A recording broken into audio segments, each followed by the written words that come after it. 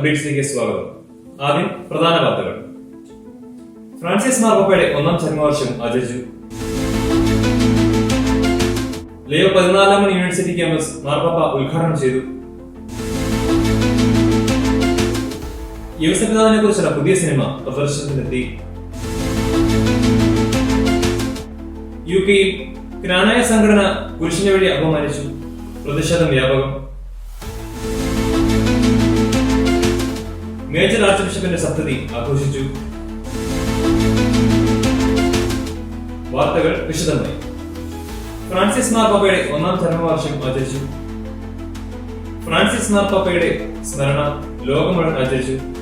പാപ്പയുടെ സ്വർഗപ്രവേശനത്തിന്റെ 1ാം വാർഷികത്തോടനുബന്ധിച്ച് അദ്ദേഹത്തിന്റെ കബറിടം സ്ഥിതി ചെയ്യുന്ന വത്തിക്കാനിലെ സെന്റ് മേരി മേജർ ബസിലിക്കയിൽ അനുസ്മരണ ബലിയർപ്പണം നടന്നു. കർദിനാൾ ജിയോവനി ബാറ്റിസ്റ്റ മുഖ്യ കാർമ്മികനായിരുന്നു.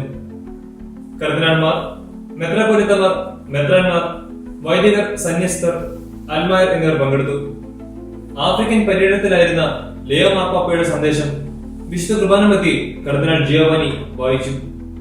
ഈ അവസരത്തിൽ നേരിട്ട് പങ്കെടുക്കാൻ കഴിയാത്തതിലുള്ള തന്റെ ഖേദം മാർപ്പാപ്പ അറിയിച്ചു.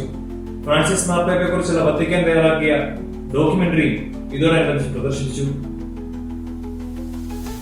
ലിയോ 14 യൂണിവേഴ്സിറ്റി ക്യാമ്പസ് മാർപ്പാപ്പ ഉദ്ഘാടനം ചെയ്തു. ആഫ്രിക്കൻ സന്ദർശനത്തിനിടയിൽ ഇക്വറ്റോറിയൻ ഗിനിയയിലെ മലബോയിൽ ആരംഭിച്ച ലിയോ 14 യൂണിവേഴ്സിറ്റി ക്യാമ്പസ് ലിയോ 14 മാർപ്പാപ്പ ഉദ്ഘാടനം ചെയ്തു. തന്റെ പേര് യൂണിവേഴ്സിറ്റി ക്യാമ്പസിന് നൽകിയതിൽ പാപ്പ നന്ദി പ്രകാശിപ്പിച്ചു.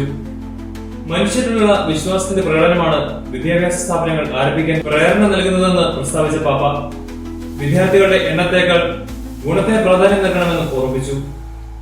യേശുപിതാവിനെ കുറിച്ചുള്ള പുതിയ സിനിമ പ്രദർശനത്തിനെത്തി. വിശുദ്ധ യേശുപിതാവിനെ കുറിച്ചുള്ള പുതിയ സിനിമ അമേരിക്കയിലെ തിയേറ്ററുകളിൽ പ്രദർശനത്തിനെത്തി.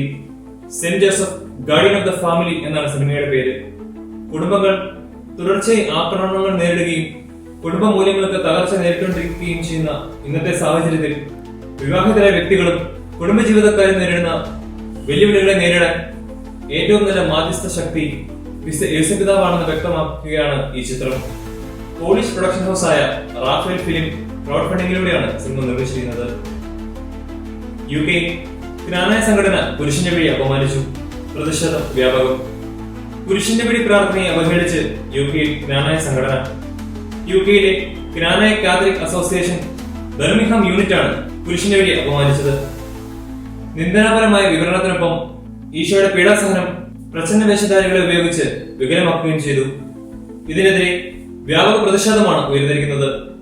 കോട്ടയം അതിരൂപത ഈ സംഭവത്തിൽ നടുക്കം രേഖപ്പെടുത്തി. മേജർ ആർച്ച് ബിഷപ്പിന്റെ സപ്തതി ആഘോഷിച്ചു. സീറോ മലബാർ സഭയുടെ major archbishop Mar Raphael തട്ടിലിന്റെ 70ാം ജന്മദിന ആഘോഷങ്ങൾ സഭാ ആസ്ഥാനമായ കാക്കനാട് മൗണ്ട് സെന്റ് തോമസിൽ ലളിതമായ ചടങ്ങുകളോടെ ആഘോഷിച്ചു. മാർ തട്ടിലിന്റെ ജീവിതത്തെയും ശുശ്രൂഷകളെയും ആസ്പദമാക്കിയുള്ള വാക്കുകൾ കൊണ്ട് ഹൃദയത്തെ തുറന്നൊരാൾ എന്ന ഡോക്യുമെന്ററിയുടെ പ്രദർശനം ഇതോടനുബന്ധിച്ച് നടത്തി. കർദിനാൾമാർ ജോർജ് ആലഞ്ചേരി, കർദായ സിറിയൻ സഭയുടെ മെത്രാപ്പൊലീത്ത Mar Awgin Kuriakose, synod secretary archbishop Mar Joseph Pamplany, CMI prior general father doctor Paul Achandy, Deepika chief editor father doctor George Kudilil, Catholic Congress global president professor Rajeev Kachiparambil, തിരുഹൃദയ സന്യാസി സമൂഹം സുപ്പീരിയർ ജനറൽ മദർ ഉഷ തുടങ്ങിയവർ ആശംസകൾ നേർന്നു. കാത്തലിക് അപ്ഡേറ്റ്സ് ഇവിടെ പൂർണ്ണമാകുന്നു. പുതിയ വാർത്തകളും വിശേഷങ്ങളുമായി അടുത്ത ചൊവ്വാഴ്ച വീണ്ടും കണ്ടുമുട്ടാം. നന്ദി.